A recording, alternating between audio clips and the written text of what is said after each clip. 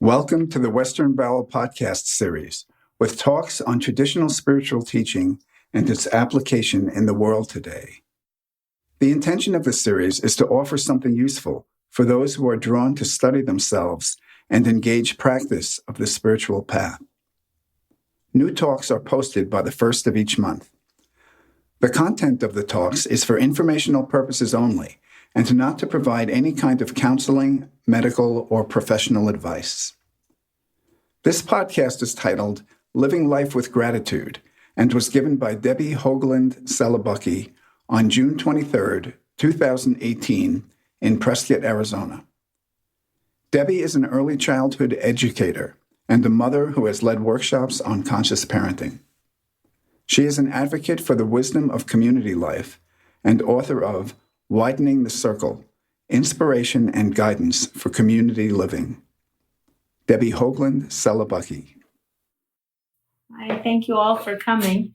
I wanted to speak about gratitude because that's something I'm working on. And in doing my research, it's very interesting. I have a spiritual teacher for which I'm very grateful, and he's passed away. But at one point, he was very studied, and twice a week, he would make dinner for us and then read to us from books he was reading that he felt were valuable.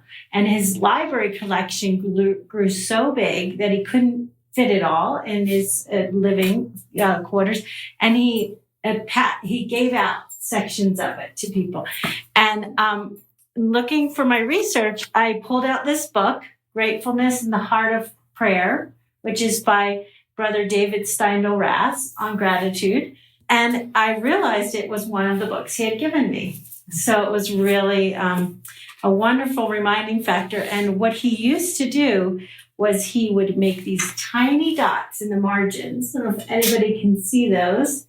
He would just make these really tiny dots so he wouldn't mess up his book. He wouldn't fold the corners or anything. He was very particular. And then he would write down the page numbers on a tiny piece of paper, and then he would read to us. So I'm going to read to you from the same ones that he read to us. And I think it'll be clear the value of those. And then also, I've been re-inspired about gratefulness because of the work of Brené Brown. Has anyone heard of her work? Yeah. So she is so inspiring. And she is a social researcher. And she has interviewed thousands and thousands of people on what she calls wholehearted living. So she wants to know what the elements are that make people who choose to live wholeheartedly in their life, like to fully engage in their life. And she talks a lot about shame and how shame stops us from living wholeheartedly. And these people, she said, it's not that they are without shame, but they are able to build shame resistance. So they don't buy into the whole shame game that our culture, really wants us to buy into. And those people who live wholeheartedly embrace joy. And she said that she could not find people who spoke about joy who didn't speak about gratitude at the same time. She said she had to link them in her research because consistently through all of her research, she always found people that linked gratitude and joy together. So I want to share some of that with you and some other information. I think in all religious traditions, joy and gratitude are a central key element, in just living a life of fullness, as she talks about, or if you're Christian, if you're Buddhist, if you're Sufi, whichever of those traditions you follow, Hinduism, they all have an element about joy and gratitude. So, and this is from loosely based in the Christian tradition, although what he has to say speaks a lot to all of us. So, and feel free to interrupt or say anything you'd like to say. So I'm going to just share this. So the first chapter or introduction is Alive and Wakefulness. This book is about life in fullness. It is about coming alive I could summarize it in 2 words: wake up. A poet like Kabir is able to say these 2 words with a freshness that makes us sit up. Kabir's poems have power. They wake us up to an aliveness we never thought possible. And this is a poem of Kabir's. Do you have a body? Don't sit on the porch. Go out and walk in the rain. If you are in love, then why are you asleep? Wake up, wake up. You have slept millions and millions of years. Why not wake up this morning? In my own way, I try to get the same message across, and people are hungry for it. Waking up is a continuous process. No one wakes up once and for all. There is no limit to wakefulness, just as there is no limit to aliveness. So I think that really speaks for itself, because it's an ongoing process. It is risky to be awake to life. It takes courage. That's something Brene Brown talks about a lot. Like, it takes courage to let there be joy. When we feel joy and we feel like deep love for people in our lives, we often, I know I do this, I immediately go to like, what's going to happen to rip that away? What's going to hurt me? How is that thing going to hurt me? That being vulnerable to such deep love. And it's like a rubber band effect. The more intimate I am with my loved ones, then the more I snap back and react and protect myself from feeling that deep joy. So it is risky to be awake to life. It takes courage. We have to choose between risk and risk. We run the risk of sleeping through life, of never waking up at all, or else we wakefully rise to the risk of life, facing the challenge of life of love. As Kabir put it, if you are about to fall into heavy sleep anyway, why waste time smoothing the bed and arranging the pillows? So this is about gift, which is interesting. Again, I really see that thread of vulnerability. And some of these things you might say are just about ordinary life, like how to be a full human being. But I think that the ordinary life and our spiritual life weave together. I don't think they're separate things. So I don't think we can just talk about, oh, this is our spiritual pursuits without how does that show up in our day-to-day lives. So why is it so difficult to acknowledge a gift as gift? Here is the reason. When I admit that something is a gift, I admit my dependence on the giver. That may not sound that difficult, but there is something within us that bristles at the idea of dependence. We want to get along by ourselves. Yet a gift is something we cannot give to ourselves, not as a gift at any rate. I can buy the same thing or even something better, but it will not be a gift if I procure it for myself. Gratefulness always goes beyond myself, for what makes something a gift is precisely that it is given, and the receiver depends on the giver. The dependence is always there when a gift is given and received. Even a mother depends on her child for the smallest gift. Suppose a little boy buys his mother a bunch of daffodils. He is giving nothing that he has not already received. His mother gave him not only the money he spent, but his very life and the upbringing that made him generous. Yet his gift is something that she depends on his giving. There is no other way she would receive it as a gift, and she finds more joy in that dependence than in the gift itself. Gift giving is a celebration of the bond that unites giver and receiver. The bond is gratefulness. We're reading from Gratefulness in the Heart of Prayer. We're talking about how gratefulness is in all the traditions, really.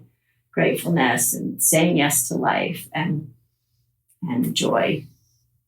So just talking about the dependence and that strings back for me to that vulnerability, because again, when I feel joy and it's in response to someone else's gift and I allow myself to be grateful, then I allow myself to be the possibility of being hurt as well, because they may not always be able to give in the way that I'm going to have an expectation.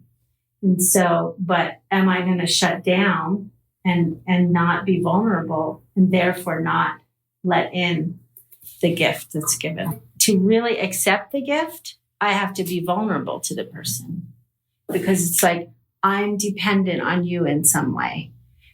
And I am dependent on you just to the extent that I'm accepting this gift. You know what I mean? Like, okay, I can do everything myself and I can get this handled. But if I accept in your gift, then I'm saying in some way we're interconnected and I'm dependent on you. And in the future, you might not always be able to meet my expectation or be reliable in a way that is going to make me feel totally safe. Brene Brown calls it foreboding joy. So she's talking about, like, you know, you're waiting for the other shoe to drop, and you're not being in the present, which again, in all the traditions talk about being present in the moment. But instead, you know, I'm putting a barrier in there by, okay, there's something's going to happen in the future. The interdependence of gratefulness is truly mutual. The receiver of the gift depends on the giver, but the circle of gratefulness is incomplete until the giver of the gift becomes the receiver, a receiver of thanks. When we give thanks, we give something greater than the gift we received, whatever it was. The greatest gift one can give is thanksgiving. In giving gifts, we give what we can spare. But in giving thanks, we give ourselves. One who says thank you to another really says we belong together. Giver and thanksgiver belong together. The bond that unites them frees them from alienation. Does our society suffer from so much alienation because we fail to cultivate gratefulness? The moment I acknowledge the gift as gift, and so acknowledge my dependence, I am free to go forward into full gratefulness. This fullness comes with the joy of appreciating the gift. Appreciation is a response of our feelings. Our intellect recognizes the gift as a gift. Our will acknowledges it, but only our feelings respond with joy and so fully appreciate the gift. So I'm going to ask us to take a journal if you're comfortable with that. There's some over there if you have your own notebook, and just write down a couple of things that you feel grateful for. And this could be big things or little things. And my teacher used to say, it's not real till you write it down. So it's like, you know, I can think about these things. I can have all these brilliant ideas.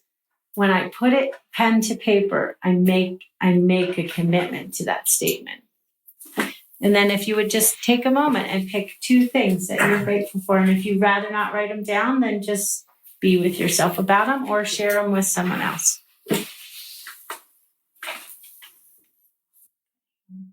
Scarcity and fear drive foreboding joy. That's the kind of joy she was talking about, like you're waiting. We're afraid that the feeling of joy won't last, or that there won't be enough, or the transition to disappointment, or whatever is in store for us next will be too difficult. We've learned that giving in to joy is, at best, setting ourselves up for disappointment, and at worst, inviting disaster. And we struggle with the worthiness issue. Do we deserve our joy, given our inadequacies and imperfections? What about the starving children in the war-ravaged world? Who are we to be joyful? If the opposite of scarcity is enough, then practicing gratitude is how we acknowledge that there is enough and that we're enough. I just pause for a minute. The reason I think this is really important is because from that place of wholeness, we can consider devotion and prayer. And I really think that a foundation of human basic goodness and wholeness is a really important first step in our spiritual process. So I use the word practicing because the research participants spoke of tangible gratitude practices more than merely having an attitude of gratitude or feeling grateful. In fact, they gave specific examples of gratitude practices that included everything from keeping gratitude journals and gratitude jars to implementing family gratitude rituals. She says, I learned the most about gratitude practices and the relationship between scarcity and joy that plays out in vulnerability from the men and women who had experienced some of the most profound losses or survived the greatest traumas. These included parents whose children had died, family members with terminally ill loved ones, and genocide and trauma survivors. One of the questions I'm most often asked is, don't you get really depressed talking to people about vulnerability and hearing about people's darkest struggles? My answer is no, never. That's because I've learned more about worthiness, resilience, and joy from those people who courageously shared their struggles with me than from any other part of my work.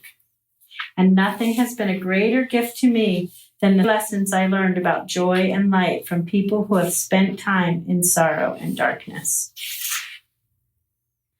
I want to ask a question because it seems like in the Gurdjieff tradition and in other traditions, it seems like there's a certain value that's given to suffering. Like, oh, if we suffer, certainly the Hasidic tradition and, other traditions, it's like if we suffer, that keeps us awake, that keeps us closer to God. So where is the place for suffering? Do we create unnecessary suffering? Could it simply be that if we just embrace what is, there'll be plenty of ups and downs for us to surrender to and to practice with? Or do we sometimes look for drama and what this woman, Lalit Thomas, calls luxury suffering? Do we generate extra suffering about things in our lives that aren't really the kind of suffering that we're talking about that will deepen our spiritual practice? What were you going to say? This may not be relevant to most people in the room, but I think if one has experience with a teacher or a guide, spiritual teacher or guide, that I think they do sometimes intentionally put the student into a situation of their own creation that to relate with their own suffering. Yeah. So it can look like it got created. I mean, it really is it really is just getting you in touch with what's happening anyway. And it certainly does seem that life provides, plenty of suffering. Yeah. Well, just what you just said reminded me of this story. So one time I was asked to cook this meal for a lot of people, and it was very specific. And our teacher was like, he just was like letting out all the stops. Like, I want this, and I want this French fries, and I want these hamburgers, and I want you to offer everyone this. It was a really complicated meal. And what I saw was that I got really nasty with the servers and with the people who were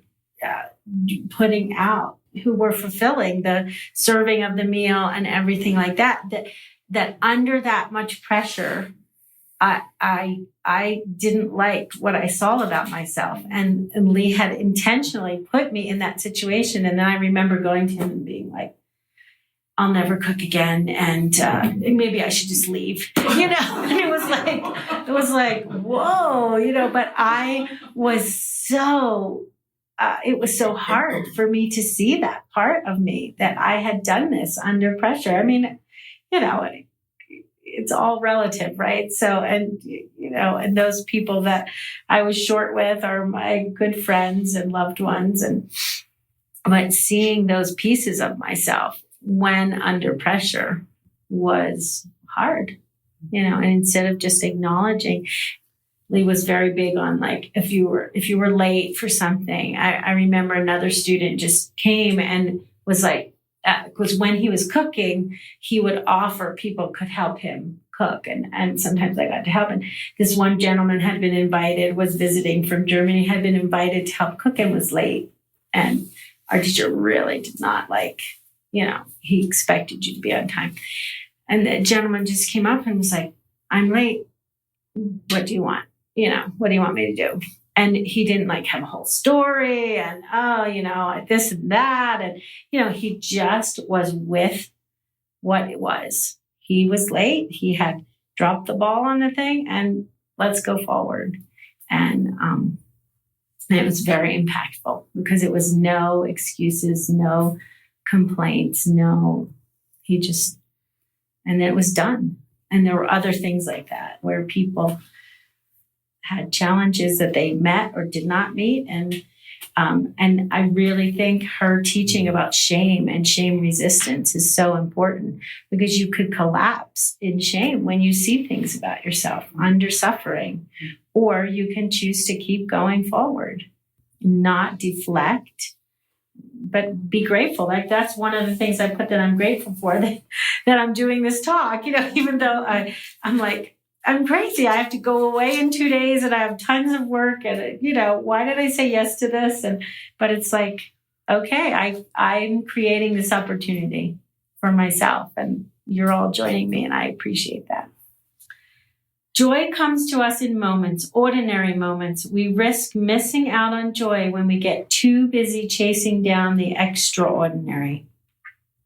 Scarcity culture may keep us afraid of living small, ordinary lives, but when you talk to people who have survived great losses, it is clear that joy is not a constant. Without exception, all the participants who spoke to me about their losses and what they missed most spoke about ordinary moments. If I could come downstairs and see my husband sitting at the table and cursing at the newspaper, if I could hear my son giggling in the backyard. My mom sent me the craziest texts. She never knew how to work her phone. I'd give anything to get one of those texts right now. So finding joy in the ordinary, I think, is really important. And it's a thread through all the cultures, finding the divinity that exists in everyday life. And I also was really surprised. I had the gift of helping a friend who was dying of cancer. We were sitting with her around the clock when she was dying, and there was so much joy in the room. It was surprising to me. I fell asleep for a couple hours. I woke up and I just felt this pervading joy. And she had a young daughter, and, there was definitely loss there, but there was joy in that transition to death. And it's like, there's joy in each day of our lives, and there's joy in the transitions and the ending of life. And I think it's we who turn the spigot off and on, and decide what is a joyful thing and what is not. And another thing that people spoke about who had survived tragedy was be grateful for what you have. When I asked people who had survived tragedy how we can cultivate and show more compassion for people who are suffering, the answer was always the same. Don't shrink away from the joy of your child because I've lost mine. Don't take what you have for granted. Celebrate it. Don't apologize for what you have. Be grateful for it and share your gratitude with others. Are your parents healthy? Be thrilled. Let them know how much they mean to you. When you honor what you have, you're honoring what I lost. And don't squander joy. We can't prepare for tragedy and loss. When we turn every opportunity to feel joy into a test drive for despair, we actually diminish our resilience. Yes, softening into joy is uncomfortable. Yes, it's scary. Yes, it's vulnerable. But every time we allow ourselves to lean into joy and give in to those moments, we build resilience and we cultivate hope. The joy becomes part of who we are. And when bad things happen, and they do happen, we are stronger. It's like we don't all the time we spend protecting ourselves from the joy is not going to, make it any better. She interviewed a man whose wife had died, and he said he had spent years like steeling himself against the possible loss of his wife. And then once she had passed, it hadn't made it any less of a painful thing for him. And then he said how he regretted that, spending all that time just like preparing himself. So when we feel grateful, we come closer to God. Even if you do not use the word God, even if you discard the idea of a personal God, as Buddhists do, you come closer to light, to the whole, to universal energy, to love. The natural way of progressing is by becoming increasingly happy and thereby feeling increasingly grateful. Gratitude is the normal, natural path. The rest is the perverseness of the mind. Gratitude leads to love, but not to demanding love, like a hunter's love for his game. Do not confuse begging love with fulfilling love. The latter springs from gratitude. And how can you feel grateful if you are frustrated? You are unable to feel grateful to life, to fate, to the world, but above all to yourself. Yes, grateful to yourself. You know that you do not love yourself, and this is the root of the problem. So all these wise traditions, they keep talking about the need to have self-compassion and self-love as part of our journey, that we can't love others as completely until we love ourselves, and that we can't feel that gratitude until we let it in. And that was something that I always felt from our teacher. If I got fired from a job, because for 15 years I lived in a community with a lot of people. And so there'd be times you didn't do the job well, or you got repositioned to another job, or there was lots of moments where I could have just crumbled in like self-hatred. But there were so many messages of love and acceptance around me that I really had to rest in those. And that was completely connected to being able to receive what we would call divine influence, to know and feel the divine that is around us. I think you cannot do that if you are shut down in our own shame and judgment. What I just read from was a jump into life. So this is a teacher named Arnaud Desjardins. He was from France.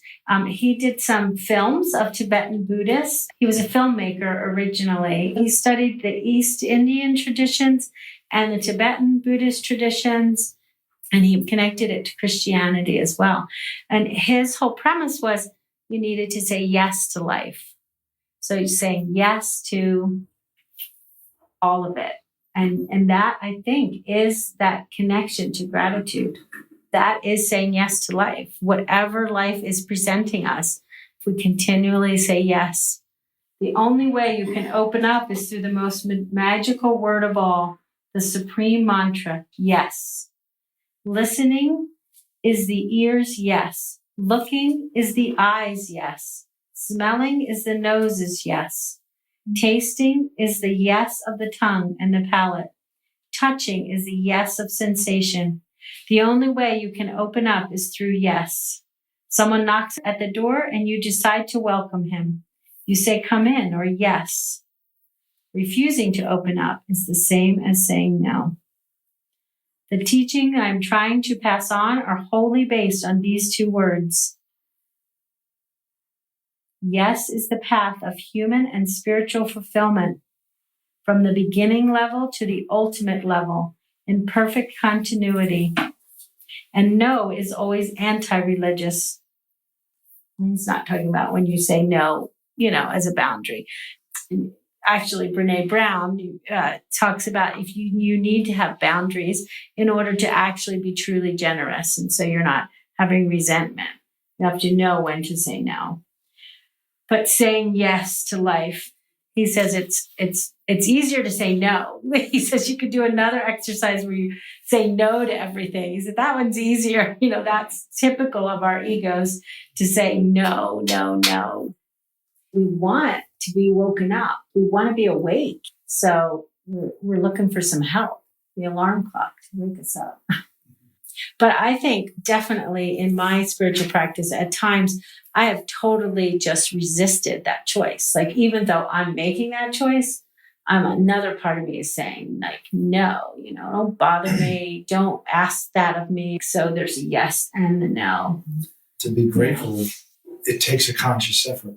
I always, I have to think of being grateful. It's not automatic. Yeah. The no is automatic. Exactly. Yeah. So I think that doing like physical things, like some people engage meditation, gratitude practices really help on an ordinary level, and then they translate onto a deeper level. I just recently experienced this.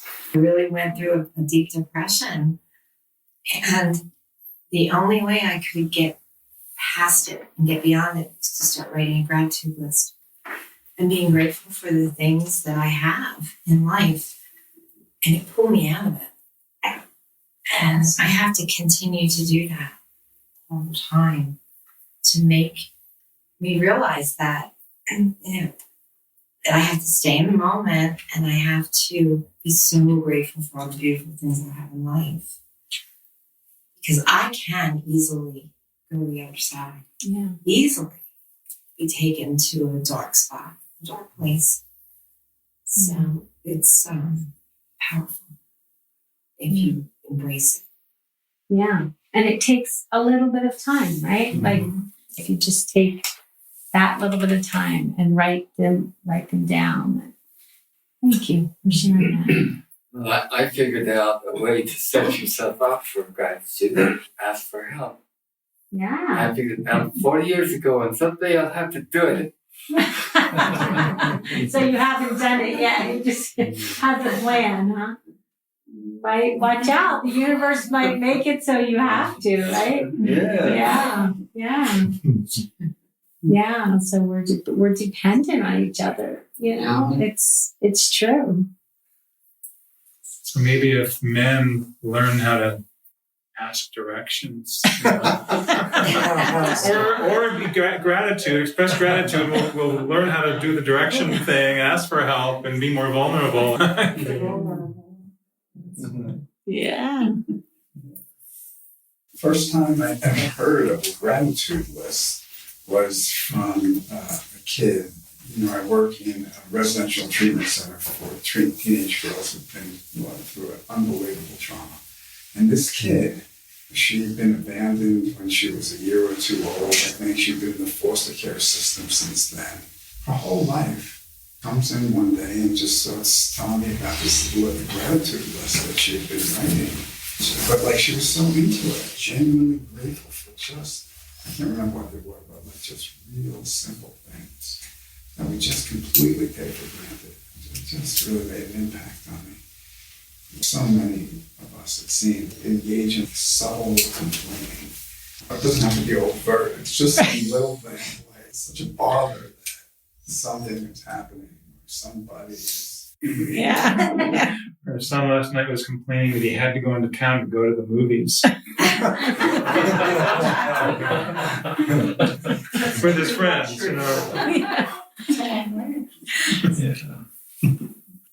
So this is from Thich Nhat Hanh.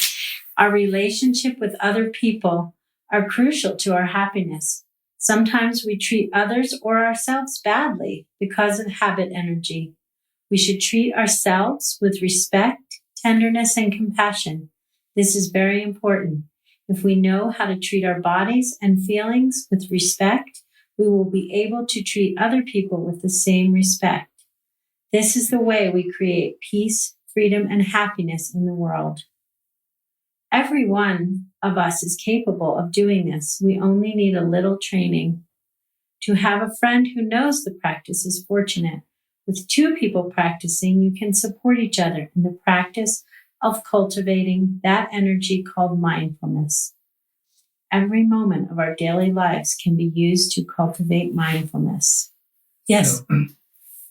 The generic suffering that we people endure is 90+%, 99% of our suffering. Conscious suffering is what I like to mention, which of course Gurdjieff calls it's an extra effort.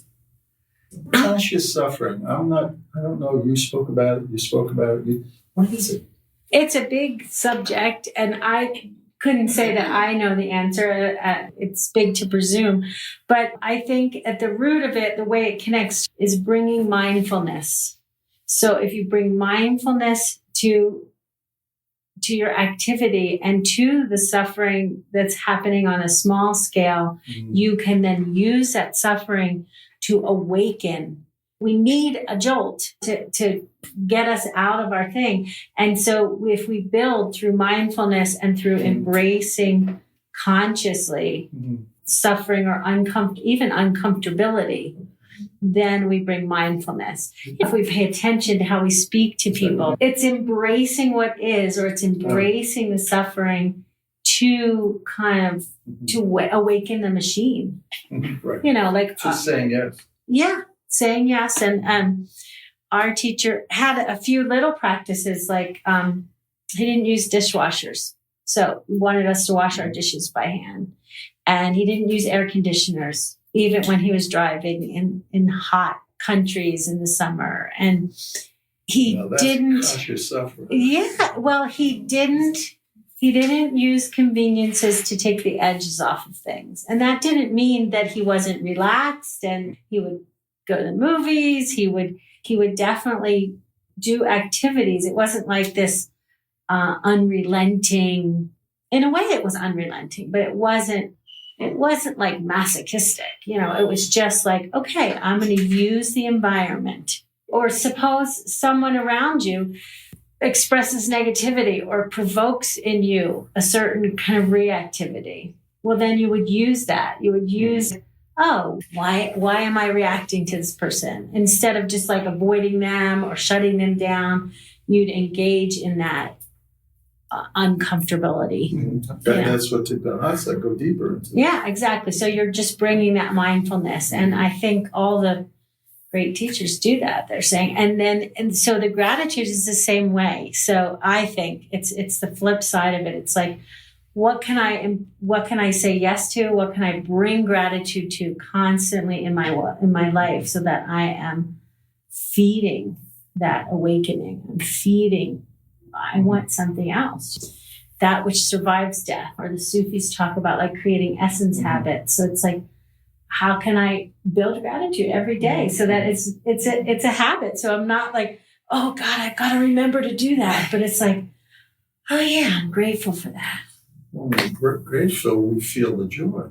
Yeah. So let's go in. Yeah, yeah. But for some of us, that's really threatening to feel the joy. So just to say, not only the joy, but you can be grateful for, I won't say the bad things, some bad things. You can still be grateful for that lesson or whatever you want to call it. Because it's not all, you're not always grateful for just the joy. right. But you can also be grateful for those things that happen. Yeah. Brene Brown calls it embracing the suck. It's like, because it's not like, oh, I'm so happy that this is wrong with it. It's like, oh, I have to do this thing. And I don't want to do this thing maybe, but I'm embracing it full on. I'm saying yes to it. One of the worst things that happened to me in my life ended up being the best thing that could have happened to me. I didn't see it then. I wallowed in it, had pity on myself. But then 20, 30 years down the road, I was grateful that all that really the past happened to me, because I wouldn't be here, the person I am today, if it wasn't for my wreckage of my past. Right. Amen. Yeah, amen. What I thought was so bad that happened to me ended up being the gift Right. that turned my life around. The awareness of it didn't come right away. Yeah. It took a lot of study, process, and time to awakened to like, wow, that was a gift. For me, I have to remind myself, like, so I can't just like wallow in shame. In the years of being with kids, I would see parents like they have an argument with their kids, and then the kid just wanted to be connected. And the parent would be like shut down in shame that they yelled at their kid or something. And the kid would be like, hey, I just want you to be connected to me. And when I had my own child, it was like, stop feeling the shame, step forward into the relationship.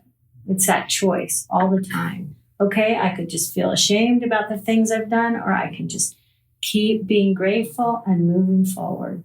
Be grateful that the universe is giving me this chance. So thank you for sharing that. Anyone else?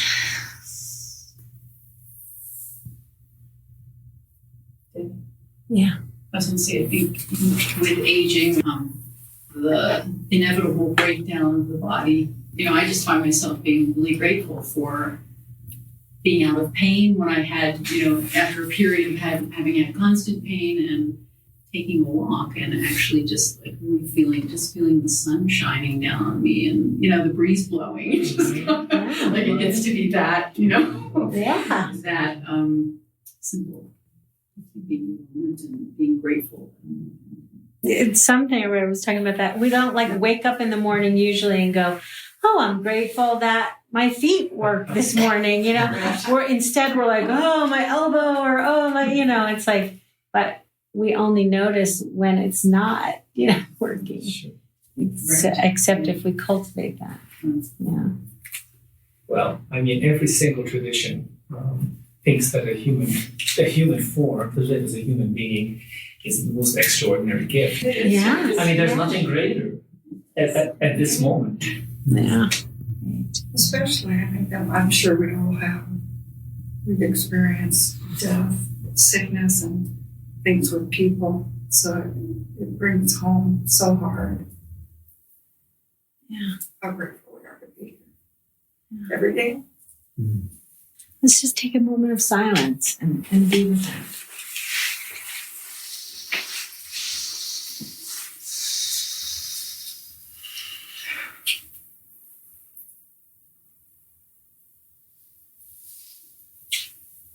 Thank you. I think another valuable thing to talk about with gratitude is how it is expressed in the different traditions. Some traditions use music. Some use prayer, some use poetry, some use dance, because I think when we feel it, it's more powerful if we intentionally express it in some way. We take it from in here and then we make it powerful and make it real. So I think we've all found ways. My teacher used to sing in bands and write music. He used music, and he used celebratory times and prayers and sharing food together. They were all really tangible times that we would come together and express gratitude.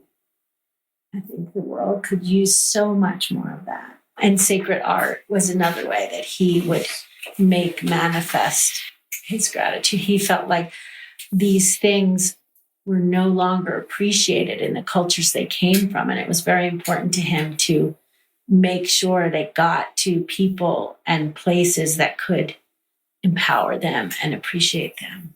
Yeah, and use them. All right. Well, thank you so much for coming. Thank you. Yeah. Thank you. Yeah. Thank you.